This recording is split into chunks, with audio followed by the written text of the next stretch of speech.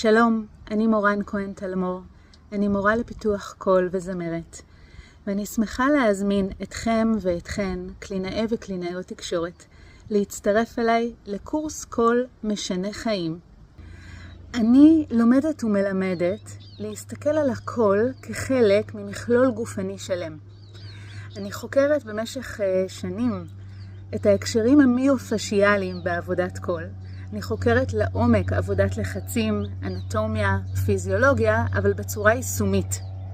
הלמידה הפונקציונלית שאנחנו נחווה בקורס היא קודם כל למידה שלנו, דרך הגוף שלנו, הבנה של המערכת דרך הגוף שלנו, ורק אז יישום בקליניקה.